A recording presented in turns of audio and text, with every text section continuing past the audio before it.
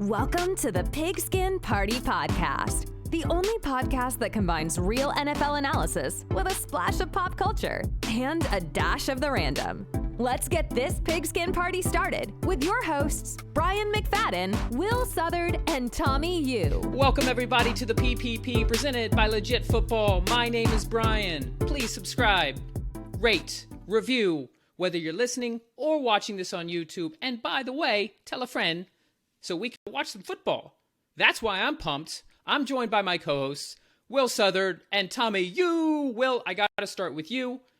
You already pulled out the silly hat. We haven't seen a hat in, I don't know, months.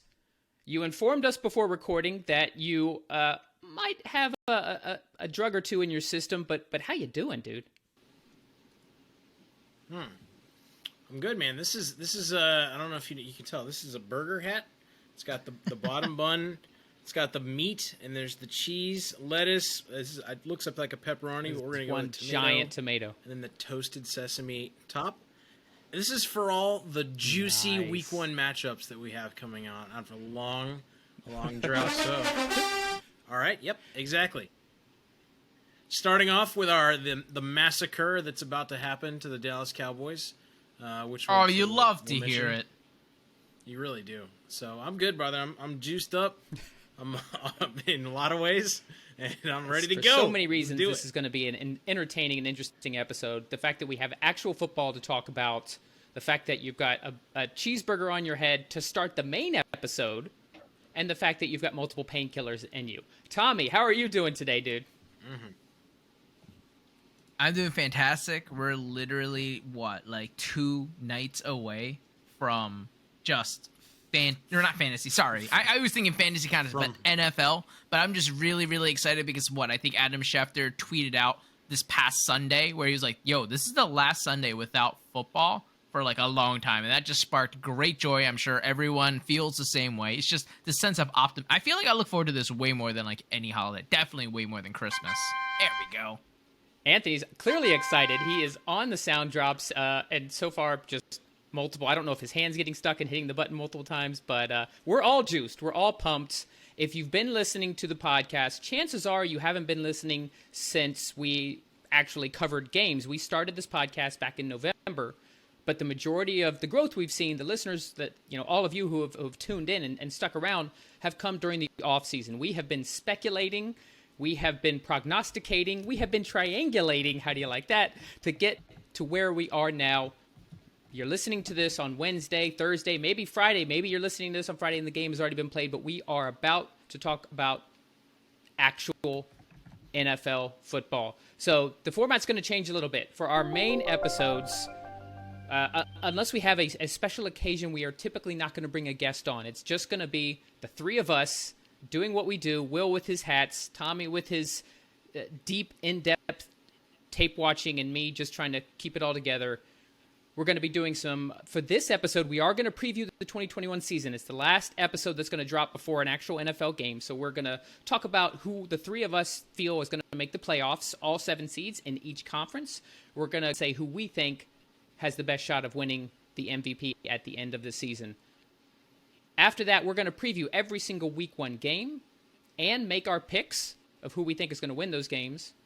And then if you start tuning in next week, you'll hear recaps of some of the best games that each of us watched.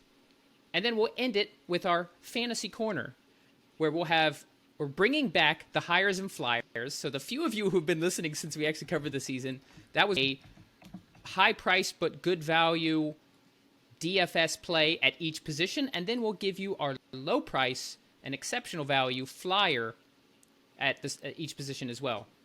And then Tommy's going to give us some of his fantasy lore. This is a jam-packed episode. It could end up going 3 hours. That cheeseburger could melt on Will's head. We don't care. Guys, are you pumped? Are you ready to get this season going? Okay, well, that's... I love it. The Monday Night Football, ready to go. Yeah, I got my drink in hand. Let's go. Well, in fairness... I told Anthony before this episode started, I said, hey, he found a new toy. 2021 Week 1 regular season. Probably a lot. I need you on the sound drop game, and he took that very literally, apparently. So, hey, carte blanche, he can do whatever he wants. If we get a lot of bad listener feedback, we'll change it next week. But for now, you're probably going to hear the Monday Night Football theme about 25 more times. There you go. I think we're already up to 5. All right, let's go ahead and get our season predictions started. So what I wanted to do is all the podcasts, all the NFL shows, they're doing these different season predictions. Some of them get really granular, but we have a lot of games we want to talk about. That's not really what we do here. We're going to keep it surface level. We're going to each go around, the 3 of us, give our 4 division winners and our 3 wild cards in the seeded order for each conference. We'll start with AFC, go around, then come back to NFC, and then we'll each give our Super Bowl predictions, and as I mentioned at the end, we'll wrap it up with who we think would be the MVP. So I'm going to start with Mr. Cheeseburger Head before the drugs get too far into him to where he becomes incoherent. I know you did prep last minute, but you should be done. I'm hoping I don't hear any keyboard types. So Will, why don't you start? We'll start with the AFC. Who do you have as the 4 division winners, top 4 seeds, and then the 3 wild cards for the AFC playoffs?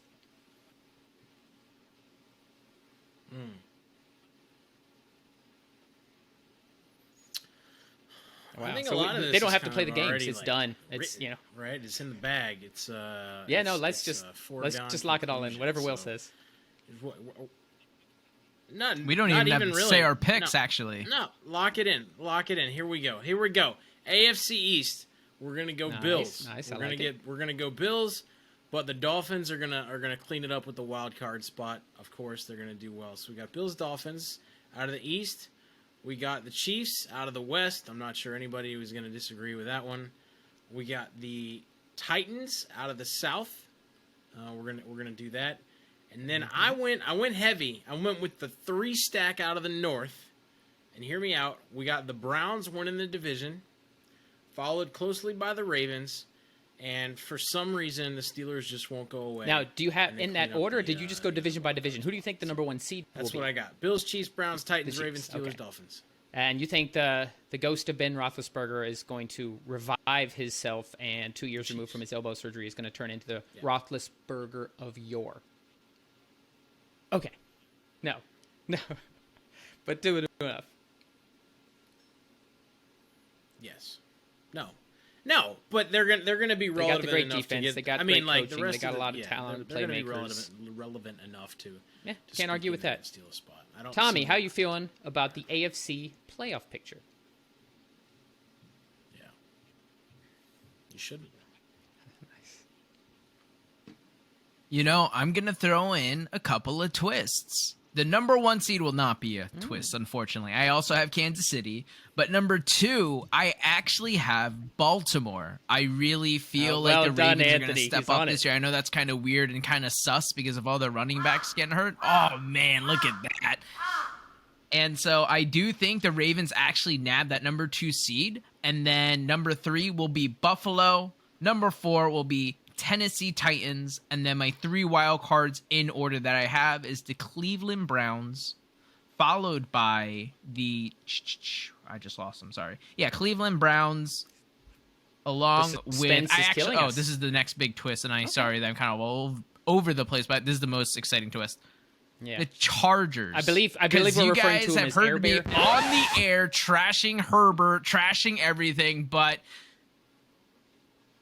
yeah, Air Bear. Sorry. I just, the more I look at Air Bear, the more I'm like, no, regression's going to come. But I'm like, oh my God, this kid is so good. I understand what he's up against with all the offensive changes and whatnot. But I actually do have them in there. But similar to what Will was saying here, unfortunately, I have a 3-pack with Ben Roethlisberger somehow bringing the Steelers back in with just that great defense. So unfortunately, in my picture, it looks like Miami's looking in. But we did not want to do news honestly, in this it's a toss-up, but that's just the way I have it currently. We're so close to the NFL season. There weren't any major news. There were a couple items, but one does relate to your Ravens pick. And do you think Le'Veon Bell was just signed to the practice squad? Do you think he sees significant starting time with that, according to you, number 2 seed Baltimore Ravens team?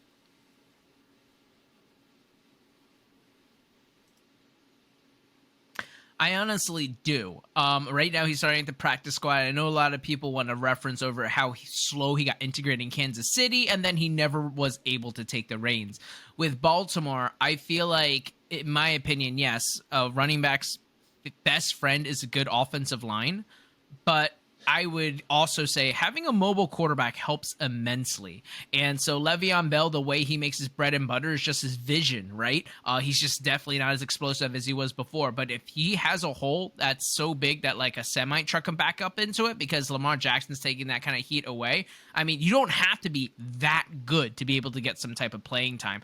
We've just been spoiled with J.K. Dobbins and the Gus Bus being incredibly efficient, and I know we have that undrafted rookie Tyson Williams right now that everyone's kind of getting really, really hot and bothered about. But even if those two are great and fantastic, I mean, all it takes is one injury. I know we never like to predict injury, but with the usage rate that the Baltimore Ravens project to have on the run game, if any of them are just banged up a little bit, the way I see it is then they'll kind of plug in the veteran presence in Le'Veon Bell, and he might take a bigger and bigger role slowly, even when the guys come back. I'm not saying he's going to take the full workload at all, but I definitely think he is going to be a little bit more involved than what I've heard other people kind of going to need preface. Multiple backs just because of the sheer usage of each one. So, yeah, I'm with you.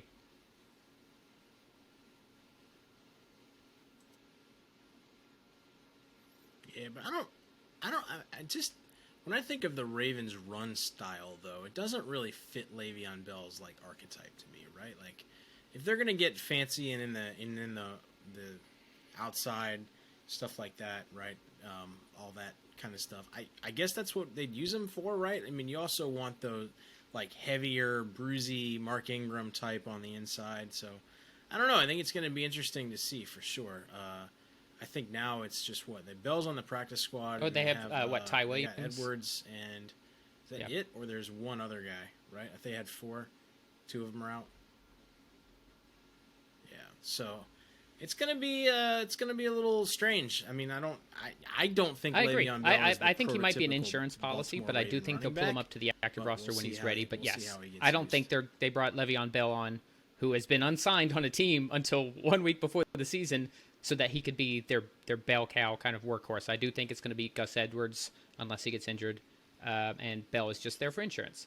So let's go into my predictions for the AFC. We are unanimous in our number 1 seed. Surprise, surprise. I mean, I don't know too many people who are not picking the Kansas City Chiefs to be the best team in the AFC, but it's going to pretty much differ from there. So my number 2 seed, Cleveland Browns. I am buying the hype. The more I study this team, the acquisitions they made specifically on the defensive side of the ball, I just think this is a team that almost beat the Chiefs in the divisional round last year after trouncing the Steelers.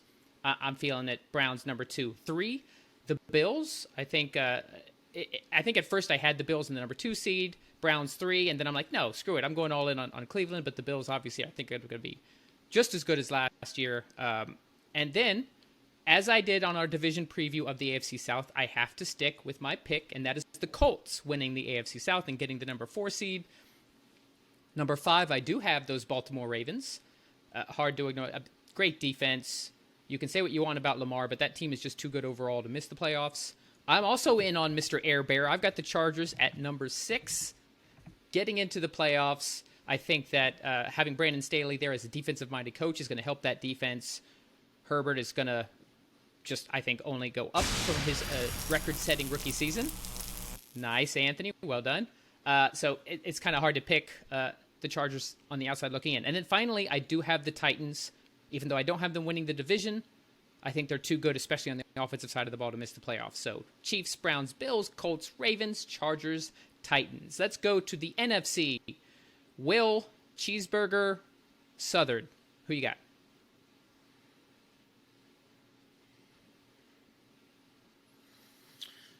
Oh, man. Dude, whatever makes you comfortable. I don't want you getting off the tracks too much with your... NFC South. Okay, fair enough. What makes me comfortable is the Bucks going back to the Super Bowl. When we'll get to that a little bit. Wait. Was that a sword? South, Did we actually get a Bucks sound drop? Was that what that was supposed to be, 1. Anthony? Nice. Well, it's kind of like a cash register, like one of those cheap like dollars. Wow. All right. Okay, cool. All right, I'm excited for sound effects to accompany all these. So number 2, we're gonna go the Rams. I think he's waiting for a Ram. It's like a sheep. Like Rams make sheep noises. Is that a ram? All right. Number 3, we're gonna go the Packers out of the NFC North. There you go. The Lions fan. Okay.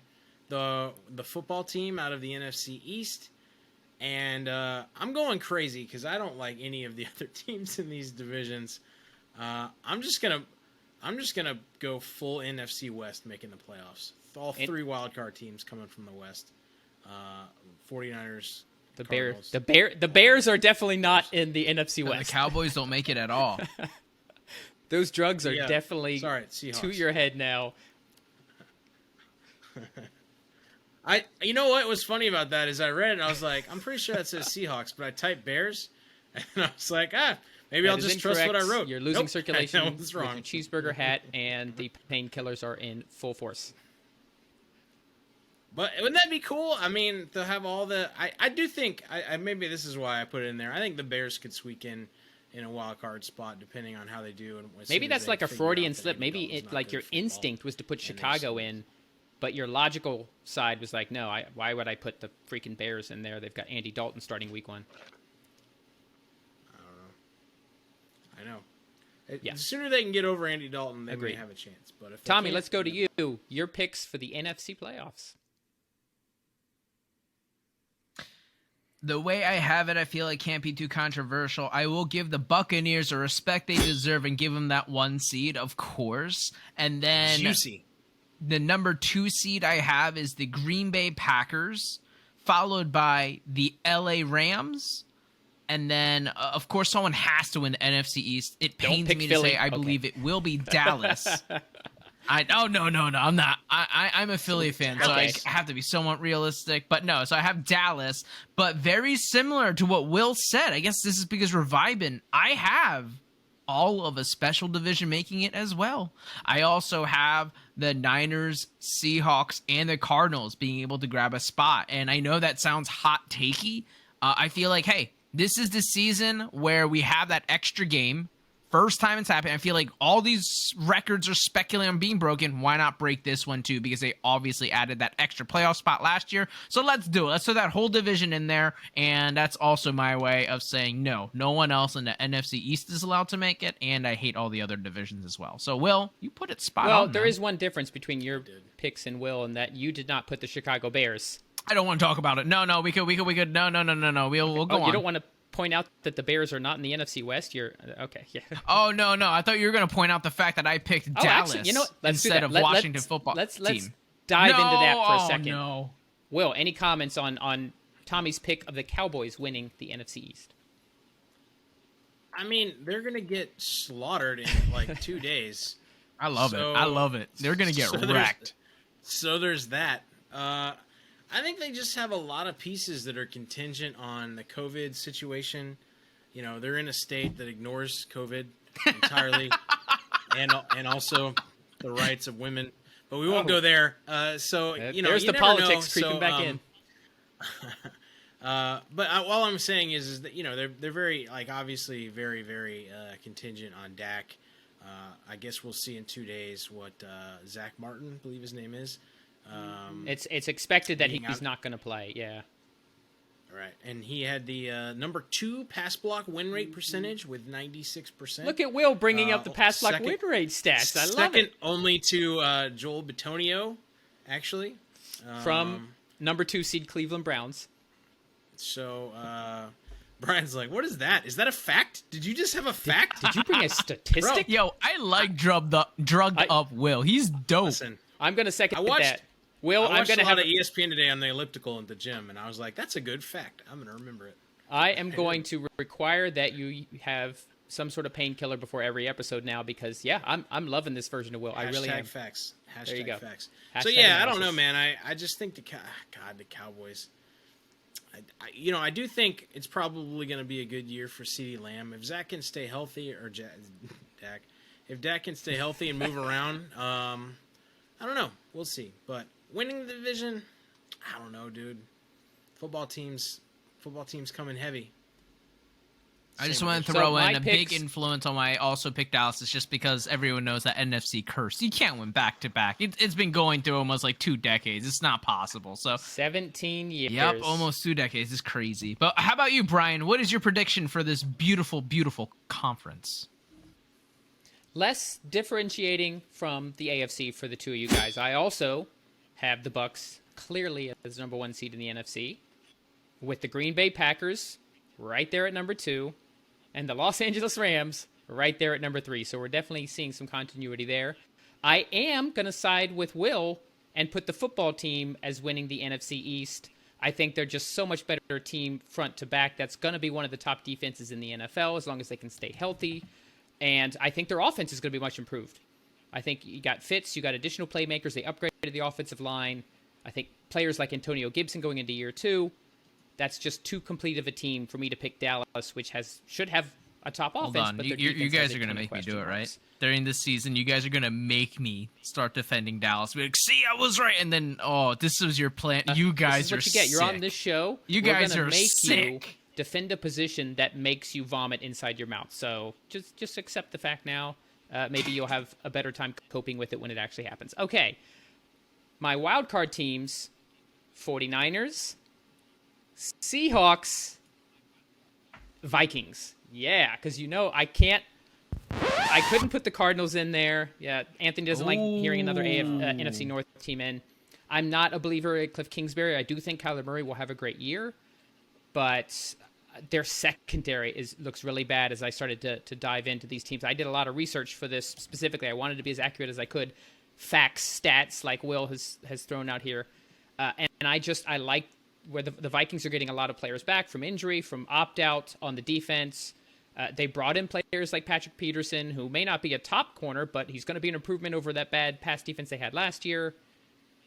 Kirk Cousins is always good. He's not great, but he puts up stats. Justin Jefferson going into his second year. They've still got Adam Thielen. They've still got Dalvin Cook, the best running back in the NFL overall. Yeah, I got to put Minnesota in. And sorry to say, Anthony, they're going to get a lot of easy wins against Chicago and Detroit. So it's easy to put another NFC. That's the one time he's going to get to play that lion roar. Is maybe the only time we mentioned Detroit. But yeah, I had to pick that team versus a team like the Cardinals that is going to just get beat up record-wise by facing those other NFC West teams. You have to face the Niners, the Rams, and the Seahawks twice each. And that's just a gauntlet to run. Could all 4 get in? Absolutely. I cannot argue with you guys there, but I still think it'll be Minnesota. Let's do some Super Bowl picks. Yeah, Will's ready. Lay it on us. That's your cue, Will. Now you. You're supposed to. I said no. I did, but you're What do you mean? That's not my cue. Yes. You're the host. Yo, Talk. you're the monkey in this scenario. Dance, I'm the monkey. trainer. All right, listen. Listen. I'm gonna go with the. I don't know if it's the easy route or whatever. It's the route I want, but this is what I'm gonna base it off of. Can we agree that the Chiefs are basically like a cooler, younger, newer Patriots? Like they're Much more just likable good every year, right? Yeah, I can They're get gonna- down with Quarterback that. to the head coach. But They're yes. gonna be there. Okay, I'm just making They're sure. gonna be there. That's what I just said. But Well, yet they they just don't have as started. many rings, and they won't ever. Mahomes is but still only 25. assuming He's, Patrice 19 years younger than Brady. Patrice Mahomes does his thing. You got Kelsey. You got all that's there, dude. Like the Chiefs are gonna go back again, unless they get just sideways derailed by the Browns or something. That would make me extremely, extremely happy if that happens. But there's that, and then there's the Bucs, who are just this is the year. I almost don't want to do this because it's going to curse them, but I just think that Tom is going to. If it was anybody else, I would say they would have that next year kind of fall back. the Super Bowl complacency, the complacency that comes after winning the Super Bowl, right? You're not hungry, you're not thinking it, whatever. I think Brady and Arians are going to get that out of them. I think they're all in.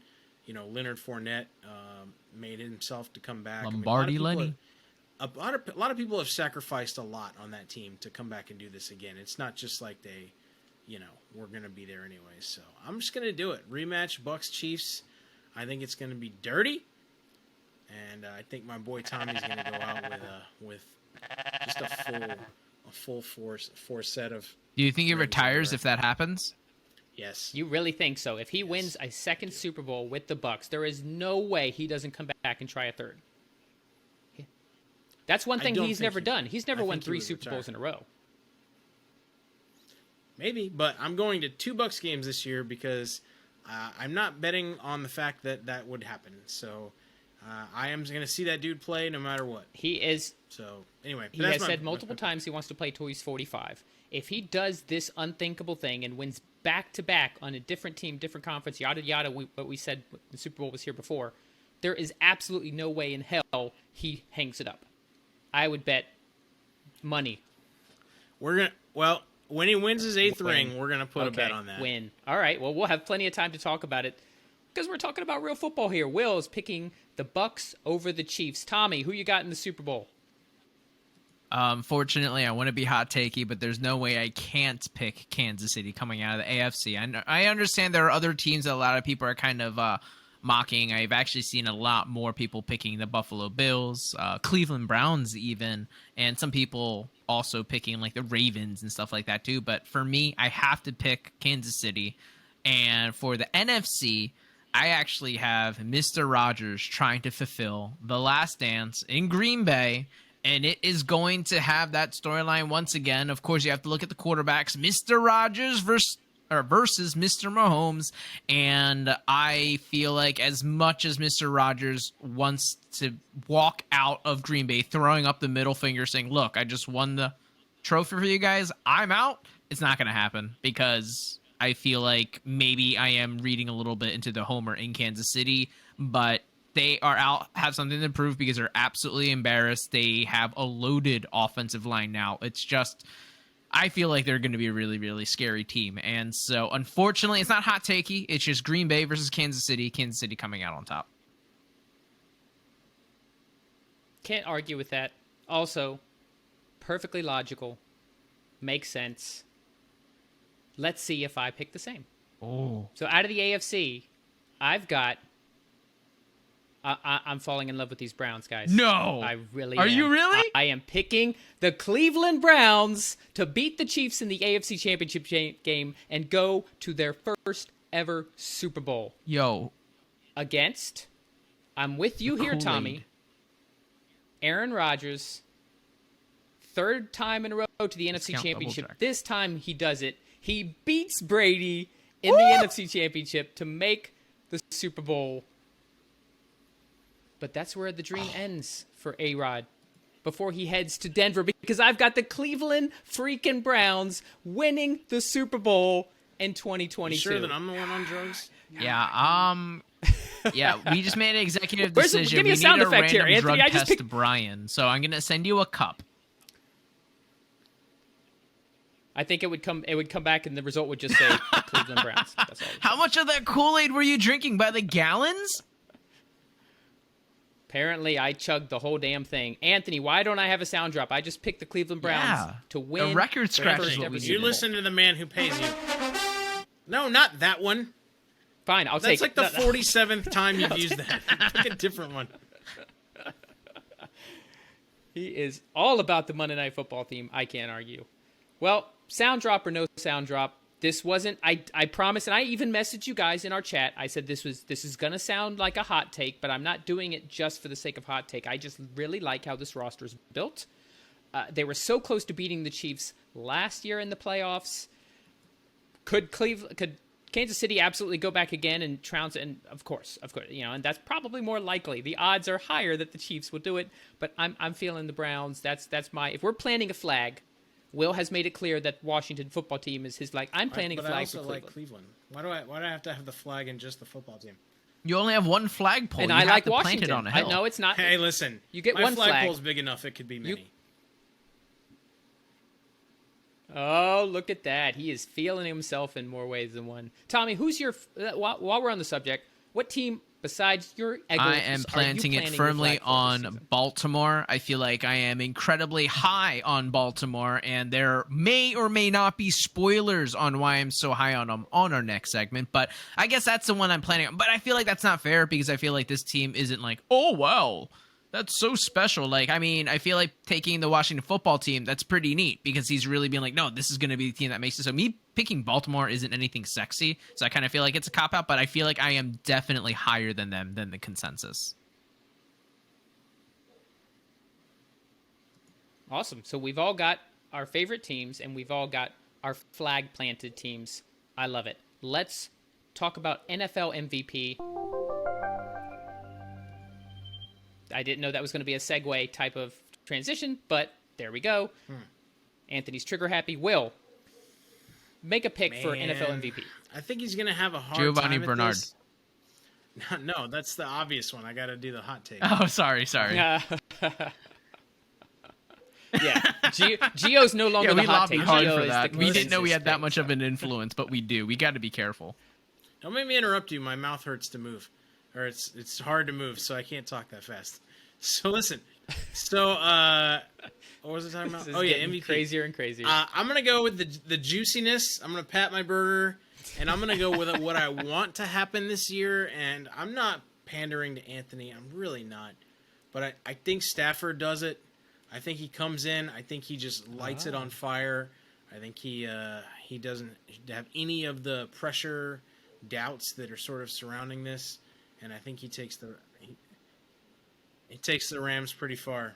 Anthony, you could have at least done the like da-da. You know, There you that go. sounded like Matt a perfect Stafford. sound drop for that. There you go. I'll make it quick. Matt Stafford, all What I right. really think will happen is Tommy, Patrick MVP. Mahomes. But my hot takey, I guess, will be, hey, this is another MVP that will be getting a second, similar to Mahomes, but it will be Lamar Jackson. He is going to pop off, and I really feel like he's going to prove people wrong because when he won MVP, he threw like 40 touchdowns. I'm not saying he's going to do that again, but he is going to finally become that dual threat of throwing it as well. So that will be my hot take. Patrick Mahomes, but hey, look at Lamar. So the first time he gets Yeah, COVID, the double it, like, negative throws him off is his game, impact which here. is So when he got now COVID the he's second only time, gotten like, stronger. He erases it. Is that the idea? Like it balances it out? Yeah. Now he's incredible. You really are all in on the Ravens. I love it. So I struggled with this, obviously, because it's so hard to predict this far in advance. It would not surprise me. I want Mahomes. Sure, was an obvious choice. I put Josh Allen in there for a hot second, but no, I'm going to go with a guy who has been on the cusp of winning an MVP for many years. He likes to get in the kitchen and do a little bit of cooking. I'm talking about Russell Wilson winning his first NFL MVP in that new offense, getting to use those amazing playmakers. Well done, Anthony. I've got Russ Wilson, NFL MVP. Now, before we get to the games and preview, I'm going to preview all 16 games. 16! Let's run around real quick. Give a fantasy MVP. Will. I don't know. Let me go last. MVP for 2021. Fantasy MVP is going to be Mr. Hawkinson, tight end from the What? Detroit Lions. He is going to be an overall? absolute league Anthony, where's your- winner. There you go. He got to use the Lions He thing twice. will be a league winner. People are going to look back because there was that one time where you could buy these tight ends on the cheap. It happened with a lot of tight ends, especially like Darren Waller, Kittle. This is going to be Hawkinson. He's been consistent, but he's going to make a monumental jump. He will win you the league. I literally just got a trade offer for Hawkinson to trade, and I have Darren Waller, and I'm like, nope, let's wait a little while. You're saying I should say screw Darren Waller, bring Hawkinson on board. Oh, man, if this is Dynasty, take everything you can for Waller because I'm that confident that TJ Hawkinson, we're going to be talking about him in the same vein as we talk about these other really high-tier tight ends that we already talk about. Will, would you like me to give my fantasy MVP? Do you need additional time, or are you ready? We're talking about if you're picking at like 1.1 and you were taking your like guy for the year, right? Yeah. That's No, what the we're guy talking you're about. predicting that this is the guy that everybody says, oh, he's going to win everybody championships. Think of Lamar 2 years ago, when he was lighting up the league. If you had him on your team, chances are you're in the championship game. Who is your fantasy MVP for 2021? I don't know. You go. Okay, fair enough. So I'm going to stick with the football team. And no, I'm not going with Fitzmagic, as fun as that would be. I'm going Antonio Gibson. I have him on nearly every single one of my leagues. I just think that his ability, actually was a wide receiver in college who converted to running back. Usually you see it kind of the other way around. But he actually showed that he could be an every down running back as well. He can do so much. The running backs who have been a fantasy MVP before, you think of your Alvin season, this is what Gibson could bring this year, that's who I'm picking for fantasy MVP. Will, you've had plenty of time to come up with a single name. Say Gio Bernard and be done with it, and then we can move on to the next segment. See, I play so many. No, it's not gonna be Gio Bernard. It's not gonna be Gio Bernard. But when you think about your stalwart players in fantasy, right? Like, there are people at every position that come to mind. That's just like, that's the guy I want to go get because that's the guy that's gonna win for me week in and week out. There's a lot of like tight end premium leagues and things like that. I mean, I don't think Kyle Pitts is getting any of the respect for a first year. It's all over the place. It's awesome. The Falcons offense. I thought of birds. The Falcons offense that he should, man. I think that if you want to take a flyer on somebody, I'm just going to go with Pitts because I just think he's going to see massive usage from Matt Ryan. He's a rookie, so he's not. And he went to your beloved Everybody's Gators, so I'm sure that can't hurt in your wide receivers and all that kind of other stuff. Yeah, but think about the tight ends that have produced in that Falcons offense, right? I mean, Hooper was amazing, and they're just used very well. And he's not a blocking tight end at all. He's going to be running routes in the limited preseason. All right, well, that is certainly hot takey, and I love it. Let's talk about some actual NFL. Watching the first game we're going to preview, and that is the Thursday Night Football, the NFL kickoff for 2021. The Dallas Cowboys at the Super Bowl champion Tampa Bay Buccaneers. No surprise here, Tampa Bay is a 7.5-point favorite, and that was before All-Pro guard Zach Martin got COVID and will be out for the game against that amazing Bucs front seven. So, Tommy, we'll start with you on this. Some thoughts on the game, and then a prediction.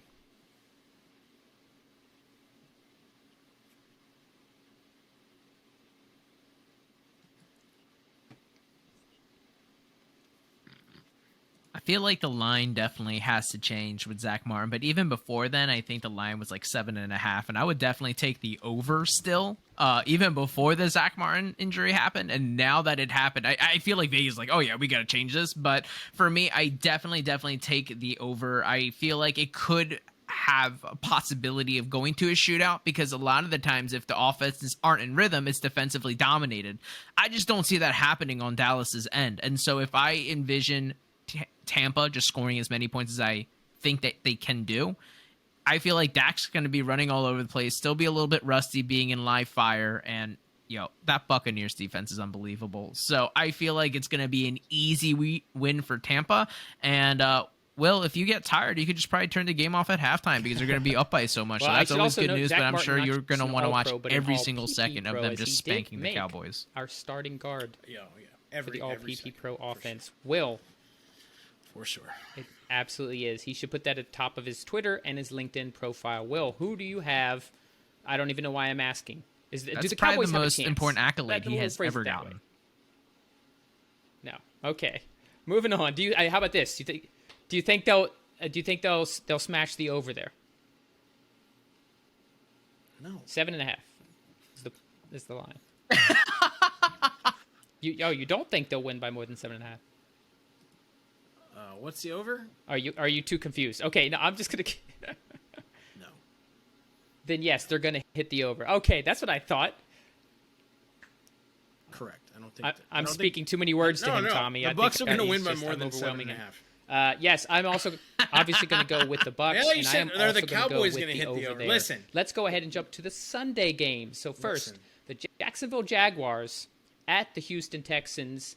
The Jaguars on the road. Trevor Lawrence's first game, Urban Meyer's first game, are 2.5-point favorites against the home team Texans. Will, I'm going to go to you on this because I know from a fantasy perspective you are so excited about this game. How do you pick it? Juicy like your burger.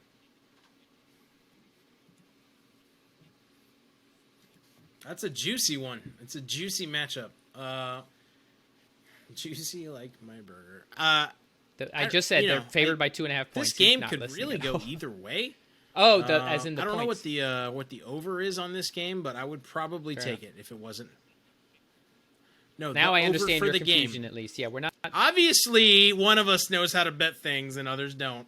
But I would. I think there will not be a down of defense played in this entire game. I promise you that. So I don't know. Tommy, I think you feel the the same? Jaguars figure it out.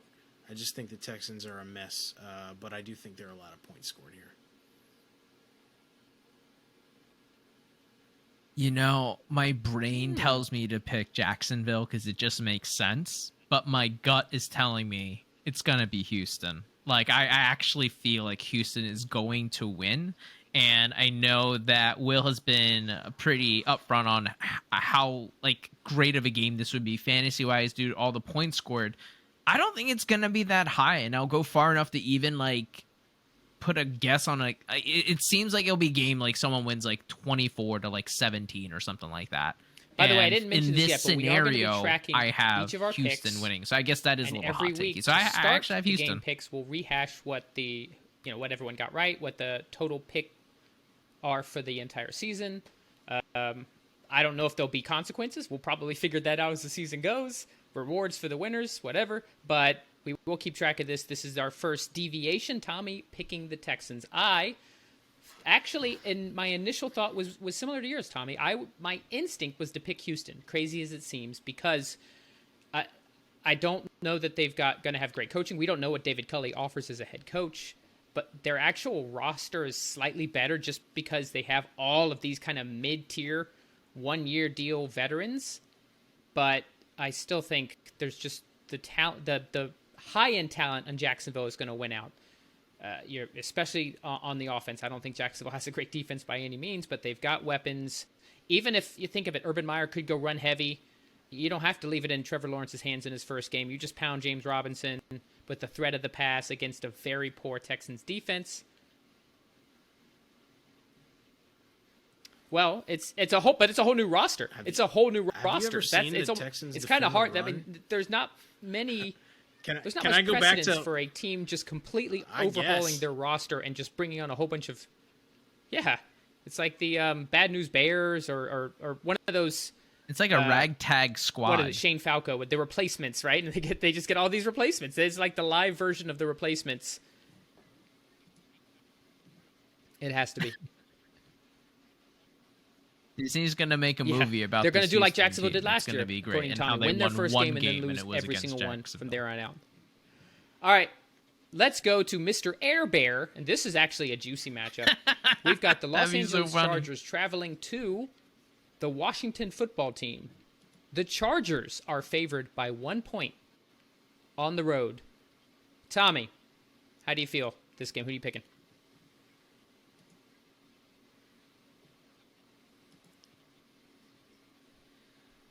I guess I have to do what I said and be true to myself, and I do have the LA Chargers, and that makes absolute sense because obviously I have them making the playoffs as well, and I feel like they make a strong statement, especially with Chargers head coach Brandon Staley making his debut. Air Bear is not going to fail him. Austin Eckler is going to be awesome, and I feel like they do just enough to get by Washington's daunting defense. But I feel like Will, I might be in the minority here, so team? let's hear what you guys have to say.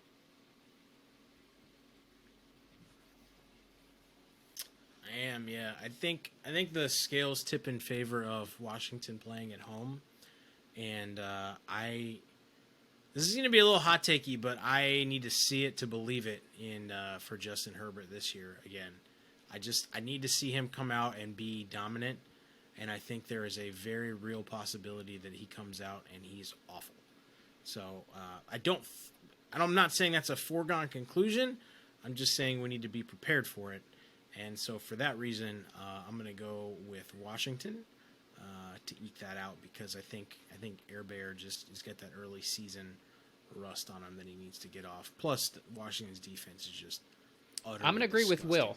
I think it's just And gonna here's force why. them I to think stay. this is going to be a very good, close game. I think the spread there of +1 makes sense.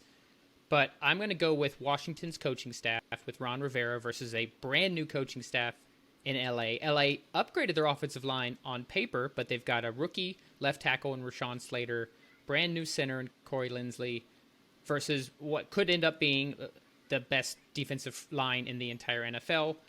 And as Will said, playing at home. I'm just going to give that slight edge to Washington here. Next game, Seattle Seahawks traveling to the Indianapolis Colts. The Seahawks are favored by 2.5 points. Will, you've made it pretty clear you're not too high on the Colts. Are you sticking with Seattle here? Okay, let's keep it rolling. No analysis needed. Tommy, who are you picking? Seahawks at Colts. I think the line is a lot closer than I thought it was going to be, but I feel like it's going to be Seattle. I'm not saying handedly, but I feel like I'm pretty confident with this one. A lot more confident than I have in the past 2 games, but I do feel like Seattle should I'm going to make it unanimous there. Even though I'd pick the Colts to win the South, and I do believe that'll happen, I think Wentz's first game with the Colts, they've got their offensive line isn't back to full strength yet, and I think Seattle's just going to come out gunning and really trying to move that offense. Obviously, I picked Russell Wilson to win the MVP, so I'm going to go with Seattle as well. The New York Jets against the Carolina Panthers in the Sam Darnold revenge game. The game everyone's going to be watching. I don't think the Jets. Okay, tell us why. We'll start with you. Respect, man. I just don't. I mean, Saleh is a very defensive-minded guy. Their defense was not that bad last year. It wasn't as bad as everybody, made it out to be, right? And I think they figure it out. I mean, I don't think they're going to be very good, but I don't think they're going to be awful, right? When you look at all the fantasy pricing and all that kind of stuff, very low on the Jets. Panthers being favored by 5 here. I don't know. I mean, I do think it's going to be a good year for the Panthers, but I think this is going to be a closer game than a lot of people pick. So I'm going to take the Panthers in a close Tommy, game. how are you feeling about Sam Darnold facing his former team at home with his new team in his first game with Carolina? I think it's beautifully poetic, and that's kind of the edge I have. I feel like you guys are saying, I give Washington a little bit of a nod because they're playing at home. I ironically give a little nod to Darnold because he has so much to prove. He needs to be like, that's my old team, here's my new team. And I agree with Will. I feel like Jets have kind of been swept under the rug and no one respect them as much. But in this matchup, at least, there's too many storylines that I feel like maybe I'm reading too much into it. But the storylines all push Carolina. But at the end of the day, I look at the field and I say, all right, Christian McCaffrey is obviously the most talented player on this field. And that is easily in Carolina's favor. And even if you look at the other receivers like a DJ Moore, Robbie Anderson, then you look at the Jets and I'm like, oh no, Tevin Coleman and Corey Davis are over there. That's frightening. I'm not trying to disrespect them, but I feel like skill position player wise, it's easily in favor of Carolina as well. And for those reasons, I'm in on Carolina Panthers against Jets. How about you, Brian? Yeah, I'm going to third that. I'm also picking Carolina. I like Darnold getting to face his old team after everything he's gone through. I like them being at home. I like, once again, the seasoned, or at least 2-year coaching staff versus the brand new. As much as I like Saleh, this is his first time ever being a head coach, the very first NFL game leading an organization. And I just think the Panthers are more talented. As you mentioned, better playmakers, but also their defense. I think Brian Burns is going to be one of those guys who might be within the top 5 in the league in sacks when the season ends. They've got a lot of young playmakers on defense, whereas the Jets, maybe they're not as bad, but they just don't have the personnel, especially in the secondary. I'm going Carolina. Minnesota Vikings, one of my wildcard playoff picks in the NFC, are traveling to the Cincinnati Bengals. The Vikings are favored by 3.5. Tommy, we'll start with you on this. Your thoughts? I so badly want to pick the Cincinnati Bengals, but I can't. It's definitely going to be the Vikings. Just all the stories you hear about Burrow and Jamar Chase, it all tend to be a little bit more negative, and you start to really wonder, man, how much did that injury psychologically damage Joe Burrow for right now? Okay, that sounded really severe, but how much of his game has been impacted mentally? That's how I should have worded it.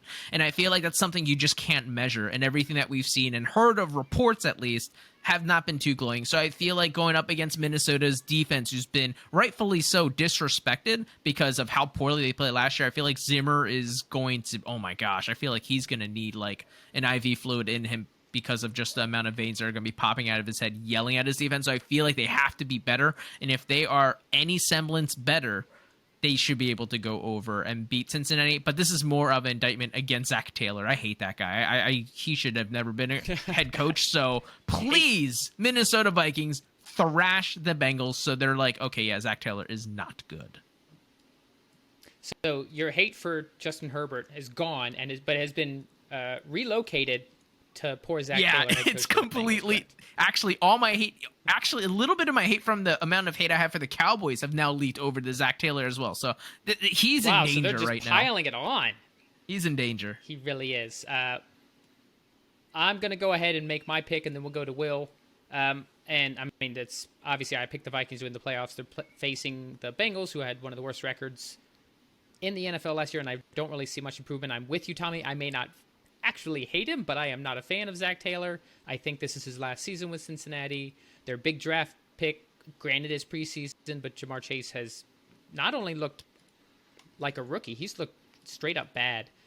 They didn't improve their offensive line enough, and that's what got them into this trouble with Burrow in the first place. So clearly picking the Vikings. Will, have any strong feelings about Minnesota versus Cincinnati? Yeah, I don't think this is going to be pretty. This to me screams a Dalvin Cook game. They're just going to pound the dude and just make it hurt on Cincinnati. I mean, they should have went with Sewell. They went with Chase. He's awful. Burrow's going to be gun shy coming back. I want Cincinnati to be good, and if you're going to take anybody in this game from that side of the ball, you probably take a flyer on Mixon. But I would stay away from that also. I think this is just a lock and load Dalvin Cook kind of thing where he just feasts. The Arizona Cardinals traveling to the such a good Tennessee game. Titans. The Titans are favored by 3. I'm not Tommy's excited to make a about it. prediction because I feel like this was one of the hardest ones. These are both teams I'm very, very high on, but I feel like I once again have to go with my gut, and I guess I have to go with Tennessee here. I really want to pick Arizona because I feel like that could happen, but Tennessee overall, even though their defense has been terrible, it's just that offense is just so scary, and I guess...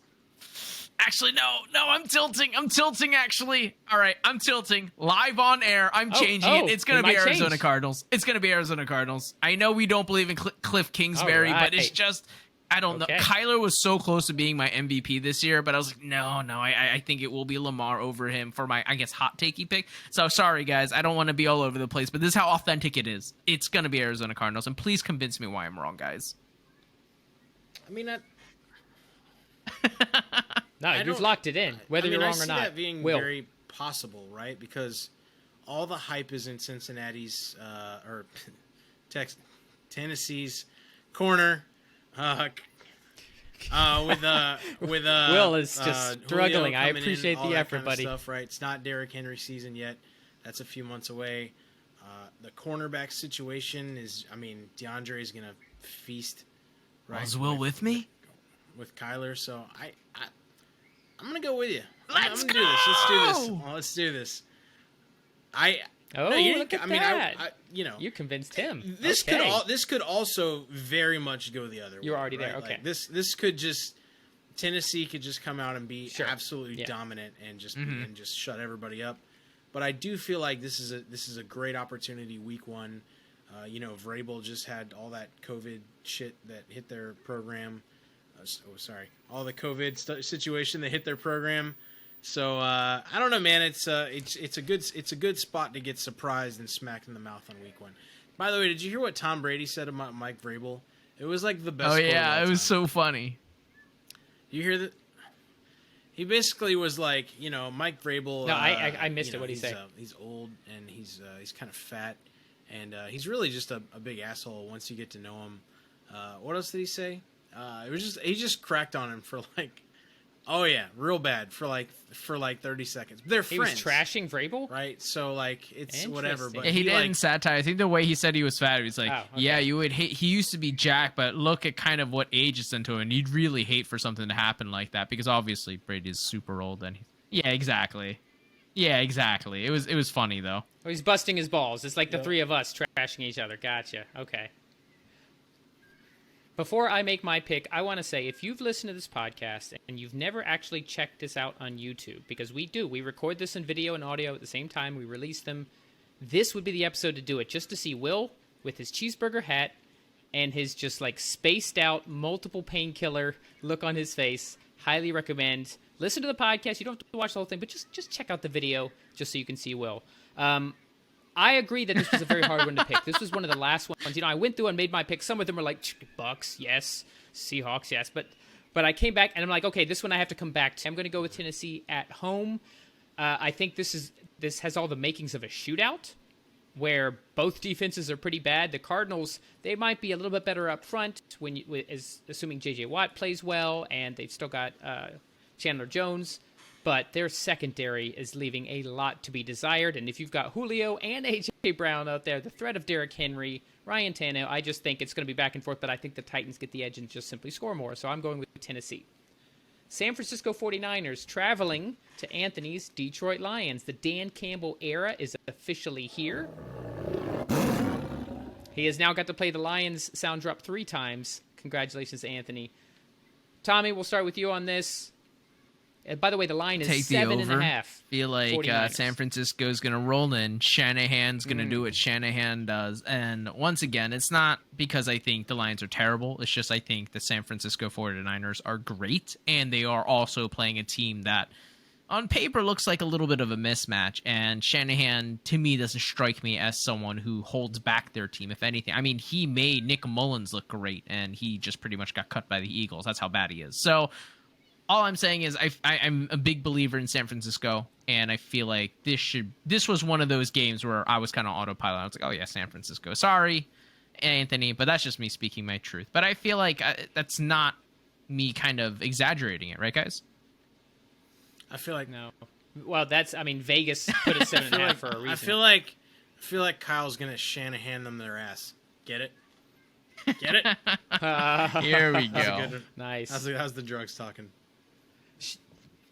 There you go. Shout out to the past episode when Will wore a chicken or a turkey on his head and talked about how Kyle Shanahan would look like a turkey if he drafted, I think it was Mac Jones. But yeah, now he's come around. He's all about Shanahan. Can I just agree real fast and say that the 49ers are going to blow out the Lions? Can we just agree? Okay. I'm pretty sure you just did that. I didn't tell you the numbers, okay. But it's going to be bad. Okay, it's going to be bad. And you know what? This is not, obviously, I'm going to agree. I think they do hit the over here as well. And it's not an indication, Anthony, about the Lions' long-term prospects. I like Dan Campbell, Anthony Lynn running the offense, Glenn running the defense, but I just think they're early on in their rebuild, and it's going to be a few years before they're competitive, and they're going up against a team that could very well make a Super Bowl run in the San Francisco 49ers.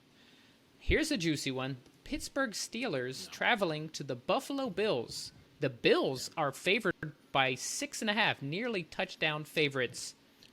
Will, we'll start with you on this. Who are you picking, Pittsburgh or Buffalo?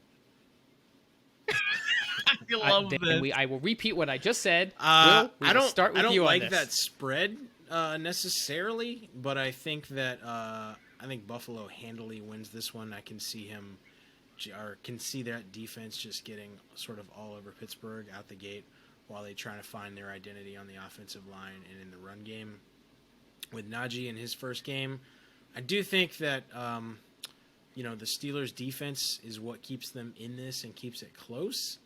But I'm not sure how anyone could pick literally the Steelers to cause an upset here with the Bills at home with what the Bills are going to be fielding this year.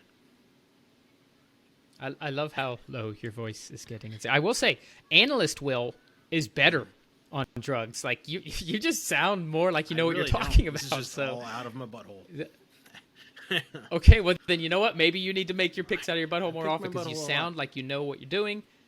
That this is true. That's essentially how you run your side of the show. Tommy, I am also surprised by the spread here, but how are you feeling about it? Yeah, I feel like that's pretty consistent with all of us. I am pretty surprised by this spread, but I feel like, contrary to what Will believes, I feel like it will be a little bit closer. I feel like especially Pittsburgh and kind of what they fielded last year, and yes, they are trying to find their identity and things, I feel like they are going to surprise teams, and I feel like they might surprise the Bills, but not enough to pull out the dub. I definitely have Buffalo winning this, but not as handedly as Will might think. But that's just what I think, just because of I Tom just one back. No. I just said it's going to be a closer game, and I didn't like the I spread. thought you said you'll handle them handedly. Oh man, Which one of us is on drugs, Thomas? Yep. By the way, I'm just like three things behind. When you put on Burger Hat underneath my headphones, it kind of looks like a Mario like thing, doesn't it? Like if it was red. I can see like that. Toad. You know, like it's like a toadstool kind of situation. Toadstool. You got it. Forget cheeseburger, Will. This is toadstool, Will. You can't see that. There's too much lettuce. You can't see the beef. my beef needs to poke out more. I'm going with the Bills. I'm also, like I said, surprised by the spread, but I do think at home Buffalo is clearly a superior team. As I mentioned in our predictions, I do not have the Steelers even making the playoffs. Doesn't mean they'll be bad, but I think they'll be right around 8-9, 9-8, and I don't think that'll be enough to make the playoffs in the AFC. So I'll go with Buffalo. I can't see them winning by a touchdown, even with the problems that Pittsburgh has. I just think that defense will keep them closer. So I'm going to completely agree with you guys. Under 6.5, but the Bills win. Final early Sunday game, the Philadelphia Eagles at the Atlanta Falcons. The Falcons at home in Arthur Smith's first game are 3.5-point favorites. Obviously, Tommy, I will start with you on this one. Okay, I want to say I'm doing this completely unbiased and putting emotion aside, but it is a close game. I feel like, even look at the spread. People are thinking that this could essentially be a coin flip. So that's what I'm going with. It's going to be the Eagles. We are going to win our first game in Atlanta. It's going to be great because Atlanta's defense is trash, which is great because the Eagles' entire team is trash. So what we're hoping for is it's not going to be a pretty game. Everyone's just going to be like, oh, Calvin Ridley, Matt Ryan, Kyle Pitts. Hey, hold up. This is where Devonta Smith starts his reign to be Offensive Rookie of the Year. It's going to be excellent. It's going to be the Birds. All he has to do is just catch a pass to surpass Jamar Chase. Literally just don't drop the ball. That's all you got to do. The bar is set so low, but he is an Eagle, so that is a pretty high bar. Ask JJ Arthego-Whiteside. It's pretty difficult to do, apparently. I would like to call out anybody who actually is watching YouTube. You might have noticed my hand signals. I was trying to get Anthony to play the bird sound. He did. So I think I'm going to use these little airport, runway hand signals going forward. What's your dolphin hand signal? What? That's a bird. That's a bird. What is wrong with you? Maybe you gotta, bro. You gotta make the dive. What is? No, you can't. No, you don't hold up little Dan Marino.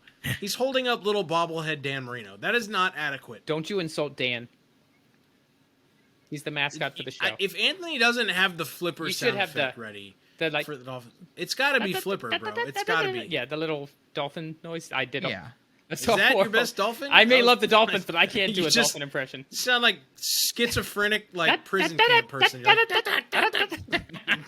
Oh, this is getting way off, and I love it. All right, Will. Well, you gave your thoughts, but why don't you make a pick? Eagles or Falcons? Falcons, bro. The Just Falcons aren't going to play defense. Tommy. Falcons, bro. The Falcons aren't going to play defense. Here's what I want to happen. What I want to happen is Jalen Hurts to come out and be effing dominant and shut everybody up. Oh, you love to hear it. With this Gardner Minshew crap and all these distractions, I'm in Jalen Hurts' corner, firmly. I think that guy's pretty good. I think that he hasn't been even given a chance yet. I think the team's behind him. I want him to come out and just do his thing and carve up the Falcons. But I'm going to agree with Vegas here and think the Falcons eke it out in a close game just because you go on Matt Ryan, you've got Kyle Pitts in the offense, you got Calvin Ridley, who is literally amazing. It doesn't matter. They don't have a running game. They never really had one anyway. So that's what I'm going to go for. But I want Jalen to have a great game. So up to this point, I have picked against the first-time head coaches, but this game is the only game that features two first-time head coaches. So unless I pick a tie, which I will never do, ties are evil. The Falcons, Arthur Smith, I believe in that offense. I love what he did in Tennessee, playing at home. But I'm not doing that. I'm picking the Eagles, Tommy. I've got Philly. And you know what? This is purely an instinct thing. I feel like most of the rest of the season is going to go downhill, but not in week 1. I think Philly walks away with the victory here. I do think Hurts comes to play. I think Smith makes the difference. He gets open and gives Hurts easy targets. And the Falcons just have a really bad defense, and they don't have a good pass rush. So I don't think Hurts is going to have to worry about having to deal with pressure in his face.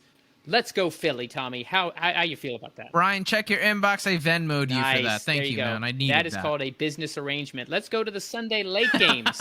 This game is the AFC Championship game that I predicted. The Cleveland Browns, future Super Bowl champion Cleveland Browns, are visiting the Kansas City Chiefs in week freaking 1. Chiefs are favored by 6.5. Will, we'll start with you on this because you look to be falling asleep, and I don't want to lose you here. Nah, bro, we're good. I highly recommend you watch the YouTube this week. The smart money has to pick the Chiefs, right? But I'm going to pick the Chiefs just because I don't want to lose money. But I would love the Browns to embarrass the Chiefs at home in week 1, and I don't think it's all that improbable that it could happen, right? I mean, they're built really sturdy. It all depends. I think it's going to largely depend on Nick Chubb just getting into a rhythm, grinding the running game with the 1-2 punch, and then just kind of disrupting, preventing Hill from going crazy. I think there is a path to success here, but if it was my money and I was betting it, I would put it on the Chiefs. Tommy, you feel the same? Yes, sir. I feel like it has to be the Chiefs because Patrick Mahomes' record at home is 17-4, and they have literally never lost to an AFC North opponent yet. But this Browns team is definitely one of the better versions of any AFC North team that they would have faced so far. But I still feel like Patrick Mahomes, for all the accolades he's been winning, I feel like he's really going to play this season with a chip on his shoulder, which is why I said what I really feel the MVP will be is Patrick Mahomes. But now let me say something a little bit different so I have a personality. I feel like this is where Patrick Mahomes really puts the league in notice and say, hey, this is why I'm the face of the NFL. I don't know, dude. You don't think the Browns are going to come in hungrier? I think they will for sure. I don't know. The Chiefs got embarrassed in the Super Bowl. Kickoff? Beat down. They've had to think about that. The Browns should have beat the Chiefs. Yeah. Bro. They should have beat the Chiefs. I don't know. The Chiefs also are super cocky all the time. Yeah, but except they got brought down to earth. Maybe if they won the Super Bowl. Sorry to Jeff from the year we started the podcast, but I would really like the Chiefs. I would like the Chiefs to be screaming Scheisse after this game. I think if the Chiefs had won the Super Bowl, I might agree with that particular take, but they got brought down to earth badly. They got dominated by that Bucs defense, embarrassed, and that's the last thing they remember. So I do think they'll come in hungry, and even though I have the Browns winning the whole thing, not in week 1. I've got to pick Kansas City at Arrowhead, week 1, Patrick Mahomes, new offensive line. Everybody's healthy right now, right? Who knows what the rest of you're going to have Hill, you're going to have Kelsey, you've got a whole new O-line, you've got Patrick Mahomes. Yeah, I can't pick against Kansas City in that scenario. The Packers. This is Nope. This is the year Mahomes regresses. And is that supposed to be the year we started to regress the game?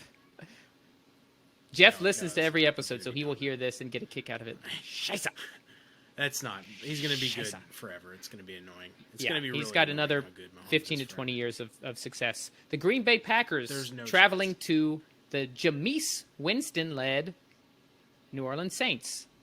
No, they're not. They're traveling to Jacksonville. Oh, that's right. Yeah, okay. Well, technically, the Saints are the home team, but they are going to be playing in Jacksonville. Look how sharp drugged up Will is. This is great. What is it about Will that makes him more coherent? And he actually took the Limitless pill. That's what it was. That's the drug.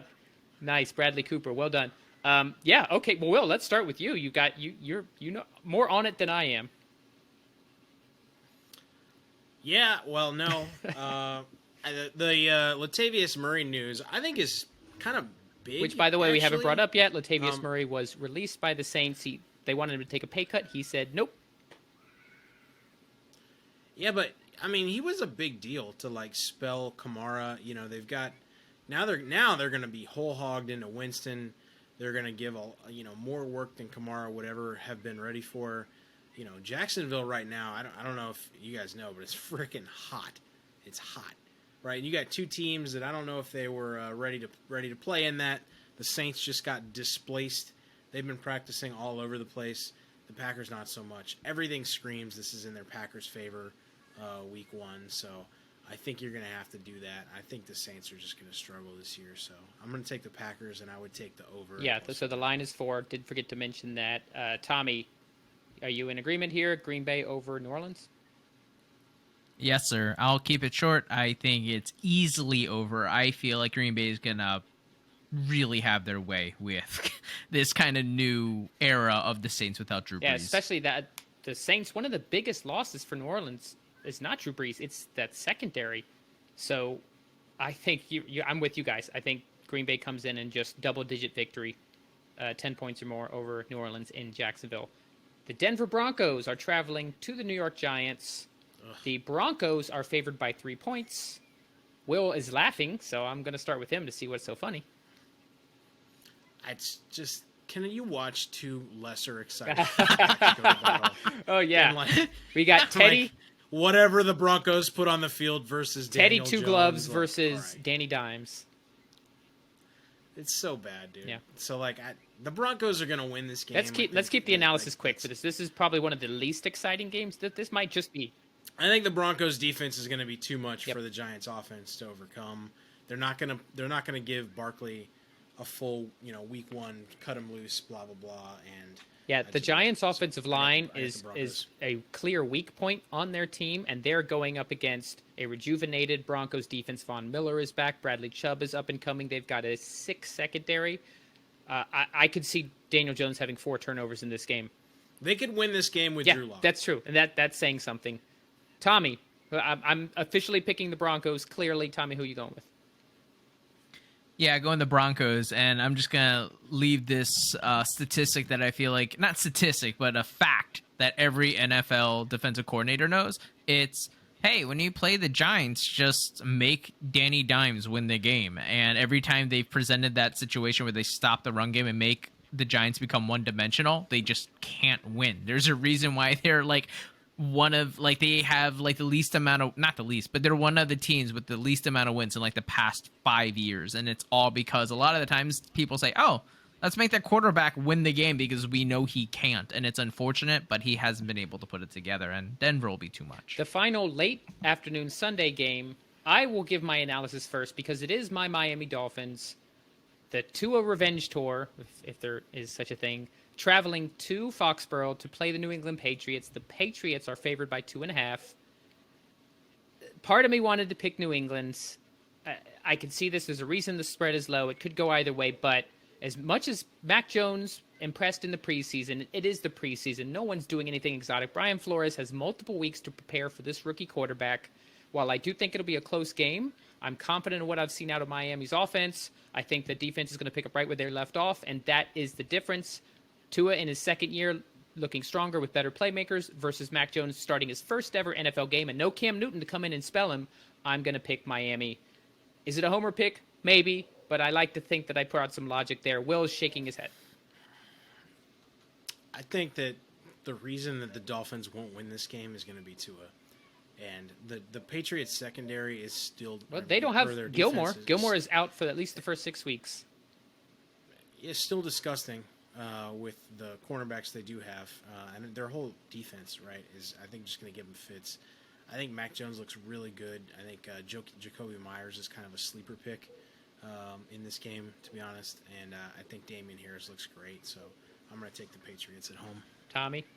I picked your Eagles. I am so sorry, Brian. And I know you picked the Eagles. I really want to take Miami, but the only reason I can't do it at the end of the day is it's Bill Belichick's defense. And I feel like everyone has called him the GOAT. A lot of people are now questioning, be like, oh, maybe it was rated, but I still firmly believe he's a great defensive-minded coach. And everyone knows his insane record against rookie quarterbacks. I understand Tua is not a rookie quarterback, but the way that his rookie season kind of went it wasn't a full incomplete rookie season. So incomplete. So I'm almost saying maybe the first 2-3 games is maybe an extension, and then he takes that jump and becomes to what I believe he can be. But he's still in that point where he's still trying to gather that confidence, and just facing Bill Belichick's defense just scares me a little bit, and that's the only reason why I'm going the Patriots.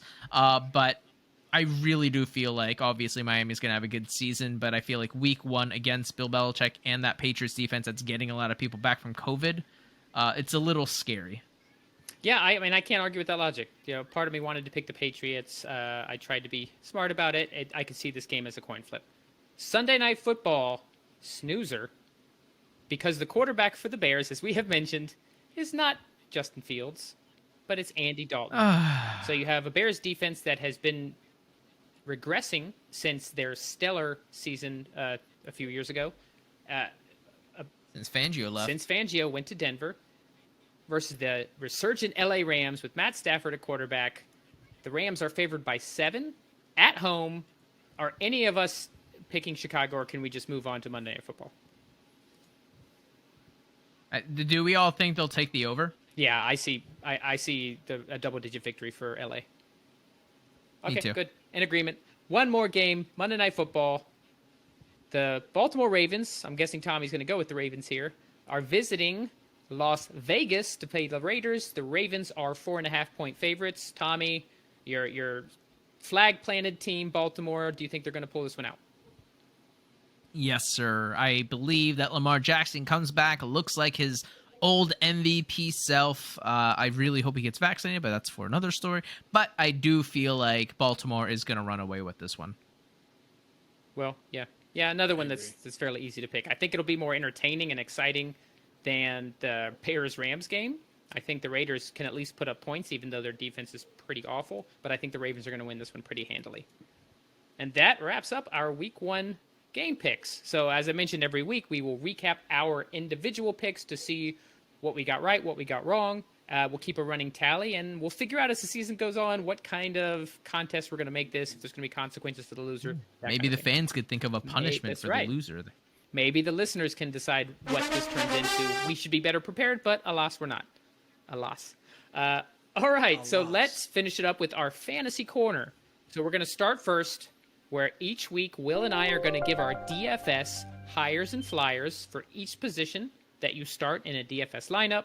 We are using FanDuel pricing. We're going to keep driving that point home in case FanDuel ever wants to sponsor the show.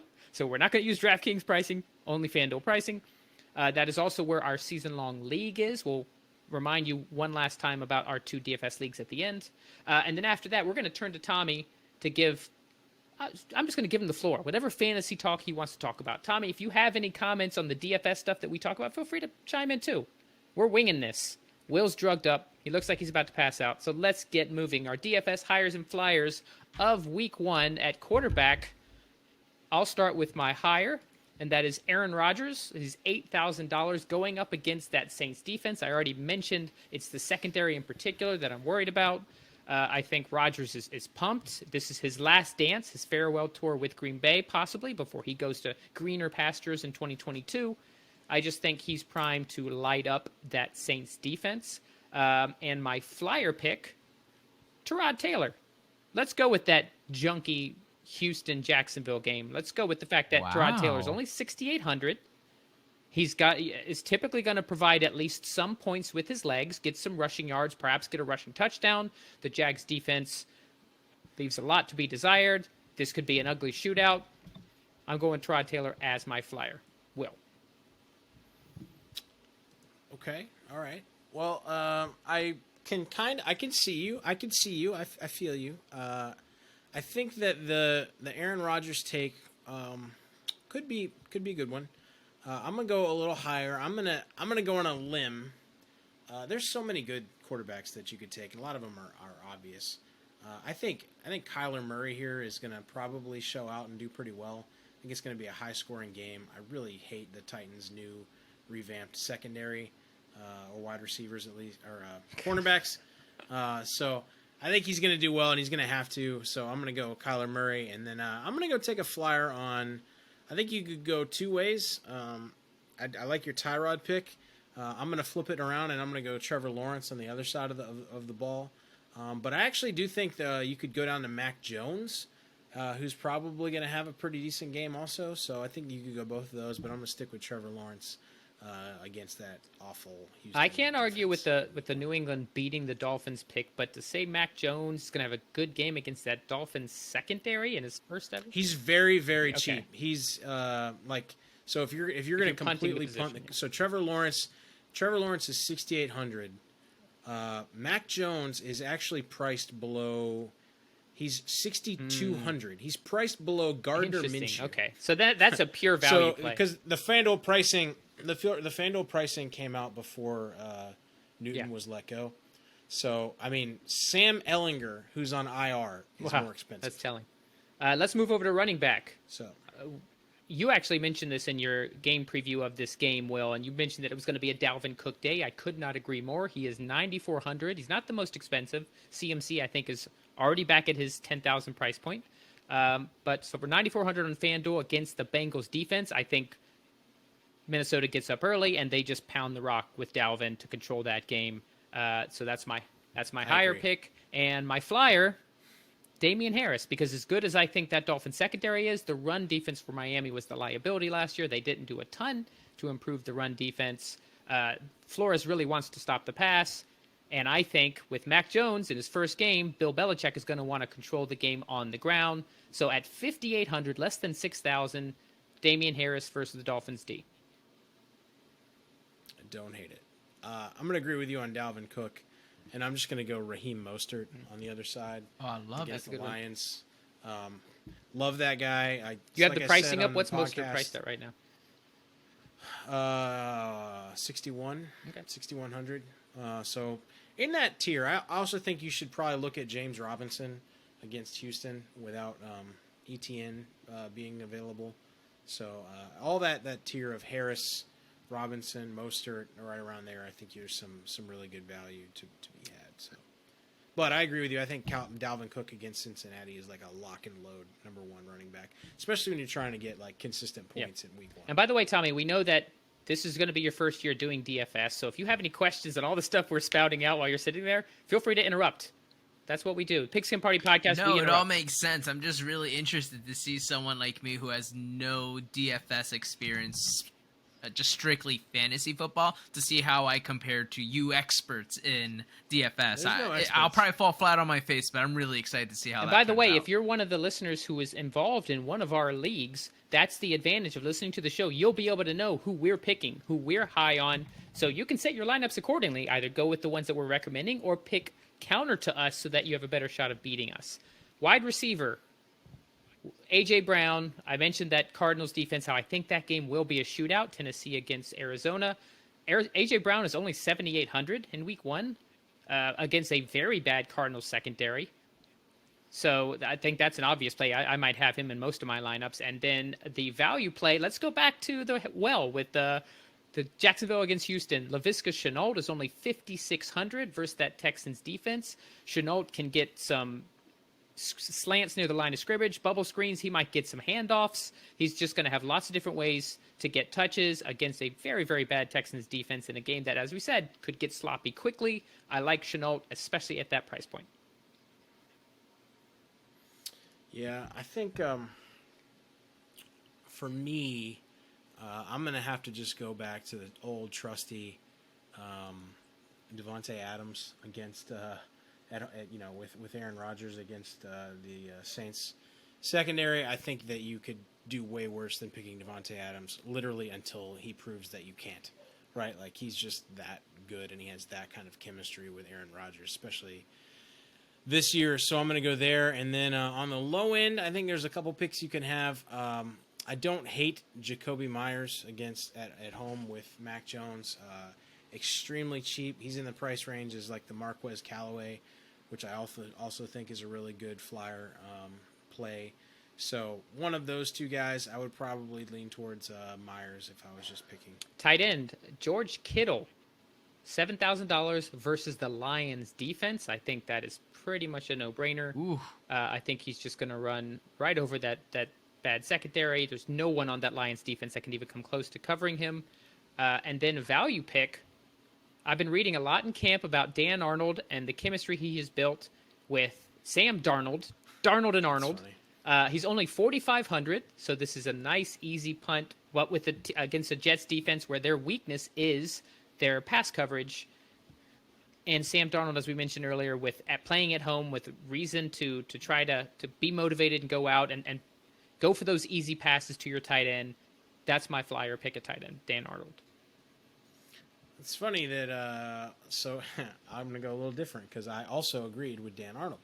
He was one of my two. So I think at the top, I think you just lock and load Travis Kelce at home against the Browns. I thought about Kelce. Fired up. There was one of the Browns defenders said that he was ready for Travis Kelce, so giving him some Billmore material. I don't know why you would keep ever your mouth do shut, that. dude. Yeah, exactly. I think just like Devontae Adams, if you can fit it's Travis Kelce and then everybody else at the tight end position, right? So just fit him in. I think this is a good week to do that again in week 1. I think if you're going to take a flyer, I like Arnold, but I also like going the other side of the ball with Austin Hooper. The Browns are going to have to throw to keep up with this, and I think a healthy Austin Hooper could make some nice plays against the Chiefs. And let's finish it up with the defense, special teams. So I've got the Broncos defense. I think we even mentioned it in the game preview, that Giants offensive line against what could be one of, if not the top defenses in the NFL.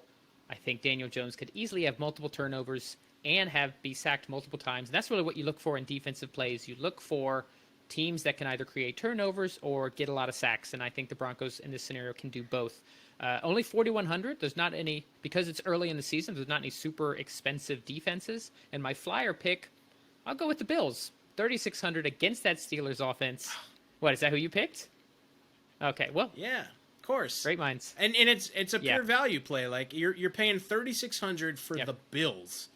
A great defense at home against a suspect offensive line and Ben Roethlisberger. At least as far as the preseason goes, the Bills have had a resurgent pass rush. Gregory Rousseau, their rookie, and their second-year pass rush, A.J. Epinesa.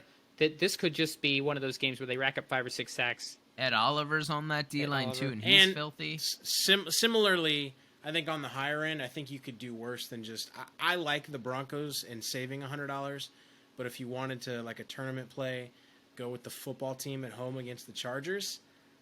For the exact scenario that I mentioned, I think there is or the Patriots, one of those two.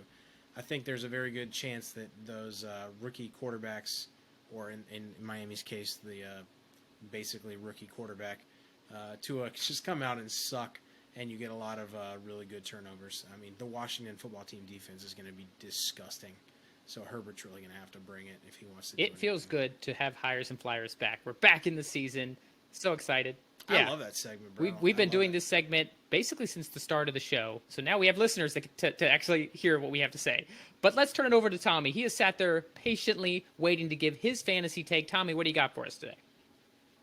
Hey, so this segment I guess I'm going to be introducing right now is going to be called Bomb Diffusers. Heading into the fantasy weeks, you have Anthony, a lot let's of give guys Tommy a sound drop. Give him a sound drop for his bomb diffuser. I know. I should get a boo boo boo boo boo boo boo. Whatever that sound is. Or I can't bomb, make like the sound exploding right now, sound or something.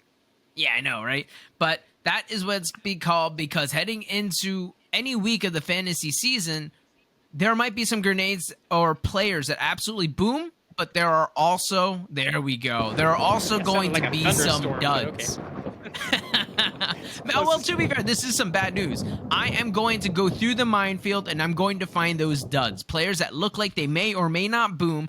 And this was a little bit harder to pick, at least from the quarterback position, because these have to be players that were drafted. But I'm not going to sit here and say, oh, Josh Allen is a dud. There's no chance you're going to bench someone that you took very high in the draft. So some of the players I might discuss may not be the S-tier type of quarterbacks, but the one I have number one at least is Tua Tagovailoa against New England. I kind of talked about it a little bit in my episode earlier when we were kind of breaking down who we think is going to win what game, but I think Tua's going to have a great season, just not here.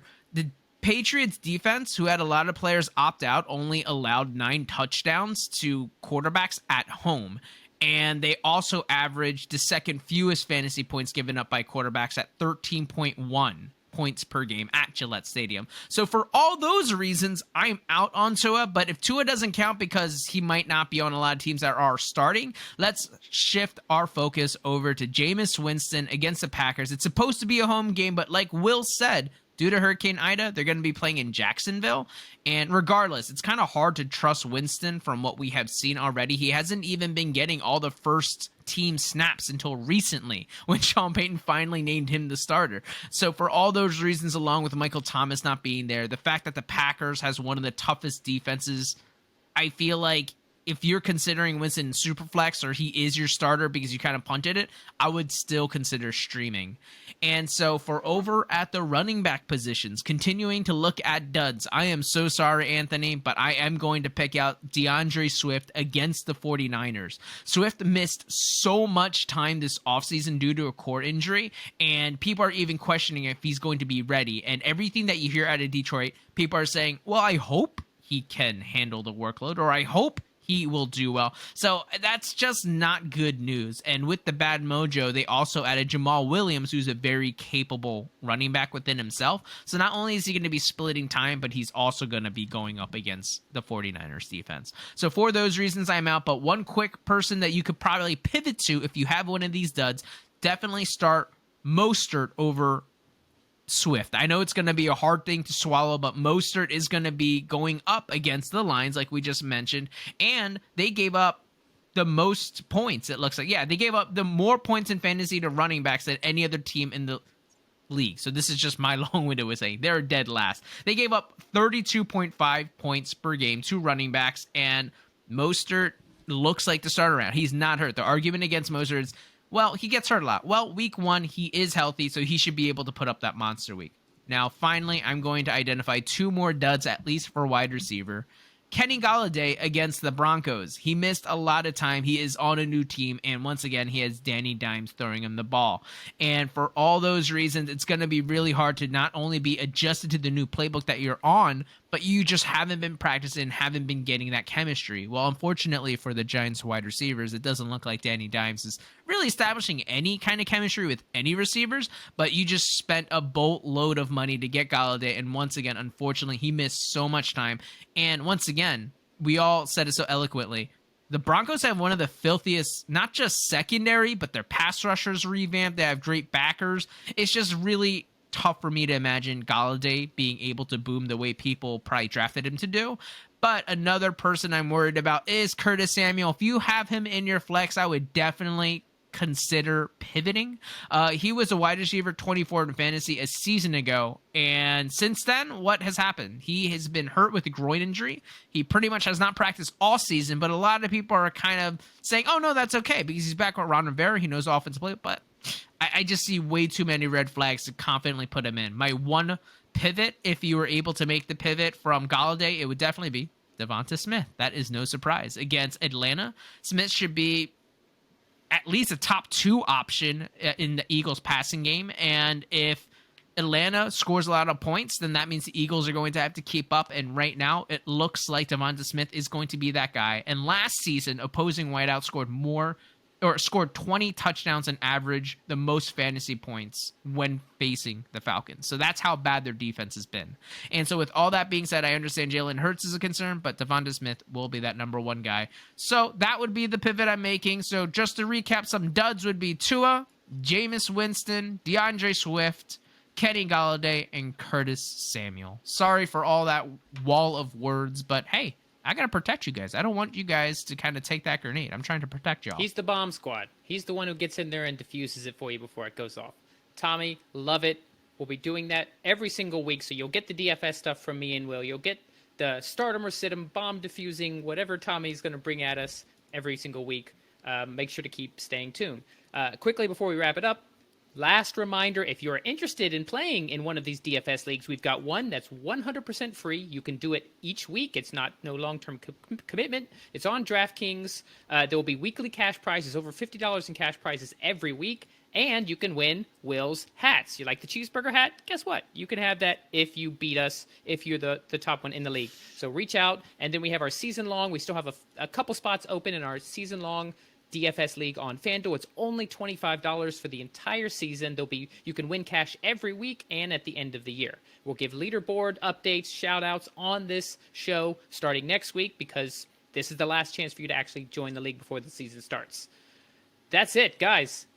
This is a long episode. These are going to be long as we did it. Made it through. We talked some season predictions, recap or preview the games. We talked DFS, we talked fantasy. We're talking real football, guys. I can't wait to actually watch football this weekend. Make sure to stick around. As always, you can find us at Twitter, official PP Pod. If you're interested in saying hi or joining one of our fantasy leagues, email us at pigskinpartypodcast@gmail.com. Subscribe, tell your friends, thanks for listening, and stick around for the flavor of the week. Thanks for tuning in to this episode of the Pigskin Party Podcast. If you're enjoying the show, please feel free to rate, subscribe, and leave a review wherever you listen to your podcasts. We really appreciate that effort. We'll catch you in the next Pigskin Party.